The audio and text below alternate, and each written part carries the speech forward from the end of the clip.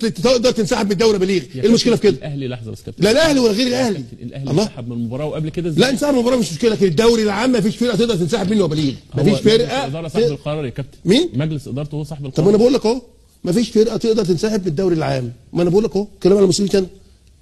ولا اي فريق في الدوري العام يجرؤ 3 مرات يعني يجرؤ لائحيا يعني ولا ايه بالظبط يا شباب؟ سميها زي ما تسميها يعني زي ما تسميها. لا طبعا سميها زي ما تسميها. لائحيا قصدك لائحيا يعني مسؤوليه. خد بالك انت احنا موجودين مع بعض. النادي الاهلي اعلن انسحابه من الدوري العام تمام، بعد 3 دقائق قال لك لا انا مش في الدوري العام، المباراه خلاص المنسحب منها، لكن الدوري العام ده فيه كلام لسه وحاجات زي كده. وريني ينسحب ازاي. خد اجراءات قانونيه يا كابتن.